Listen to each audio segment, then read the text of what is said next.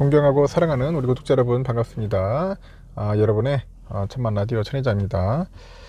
장은 끝났어요. 끝났고 한번 살펴보도록 하겠습니다.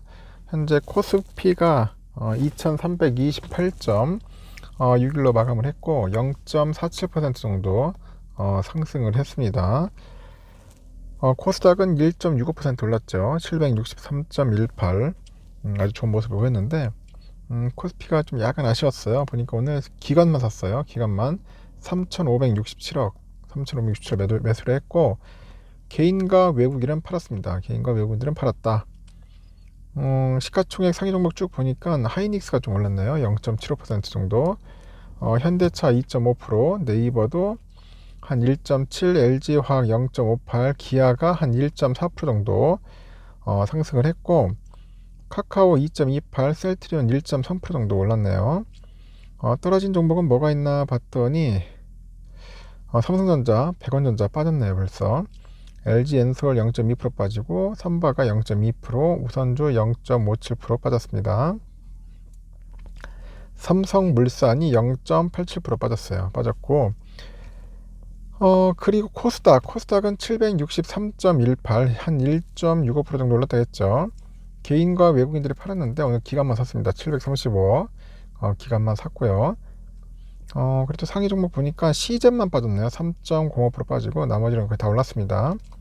셀트리온 헬스케어 1.3%, LNF 4.3, HLB 5.6, 카카오게임즈 2.3, 파라비스 3.9, 셀트리온작 0.7, 에코프로비엠 8.2% 올랐네요. 오늘 에코프로비엠 거의 날랐네요. 거의. 알테오젠 3.4, CJENM 6.9% 정도 이렇게 상승을 했습니다. 나름대로 좋은 모습을 보였고요. 잠시만 중국은 현재 0.11% 다시 또 빠지고 있고 홍콩도 0.3% 다시 또 흘러내리고 있어요. 일본은 한 0.54% 정도 상승을 했습니다. 0.5 상승해가지고 다행히 좋은 모습을 이제 보여준 것 같아요. 환율은 1306.5원 2.5원 정도 이제 빠졌습니다. 빠져가지고 그렇게 흘러갔네요. 하여튼 뭐 오늘은 나름대로 뭐 선방 했다고 해야 할지 모르겠는데 하여튼 삼성전자만 좀 아쉬웠어요.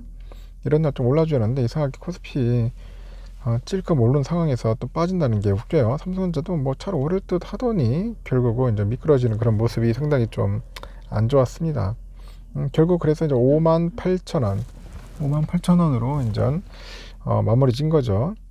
아침에 시가는 58,300원에 시작했는데 58,600원 가져가다가 결국 58,000원으로 이제 빠진 겁니다. 너무나 아쉬워요. 너무나 아쉽다. 보시면 아시다시피 너무나 아쉽고 오늘 외국인들이 한 200만 주 가까이 팔았어. 갑자기 이렇게 외국인들이 파니까 정신이 없네. 보니까 외국인들이 상당히 많이 팔았다 보시면 아실 수 있을 겁니다. 그리고 기관 애들이 이제 160만 주 갑자기 들어왔어요. 받쳐갖고 이제 개인들이 한 43만 9천 주 정도 매수를 했는데 뭐 개미들보다는 오늘은 기관들이 좀 많이 샀어요. 기관들이 사가지고 그나마 좀 받쳐준 것 같고요.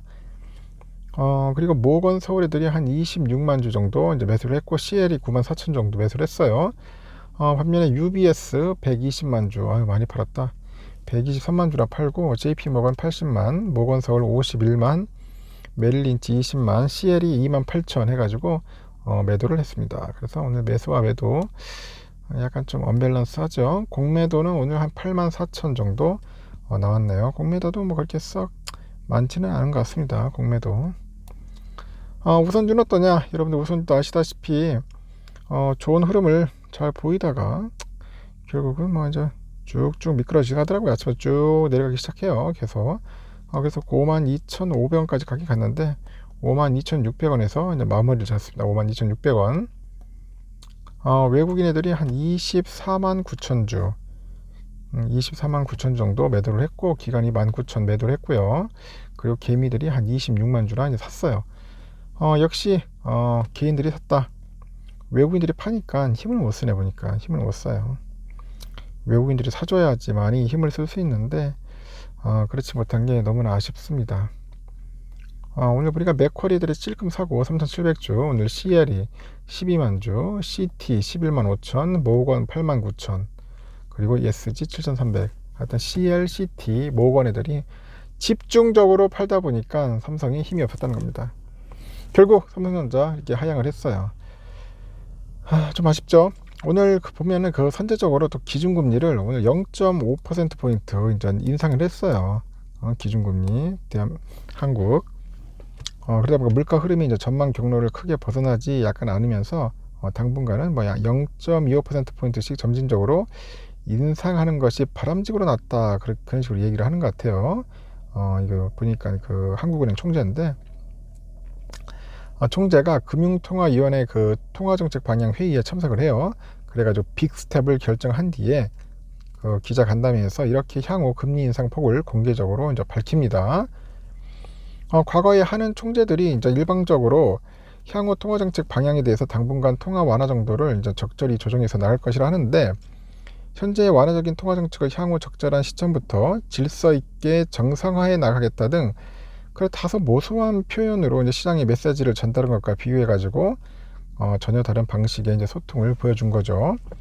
더구나 이 총재는 이날 물가가 상당 기간 목표 수준을 상회할 것이라고 예상을 했는데 금리 인상 기조를 이어나갈 필요가 있다고 밝혔어요. 결과론적으로는 당분간 0.25%포인트씩 몇 차례 계속 금리를 올리겠다고 이제 명시적으로 이제 예고한 것과 마찬가지예요.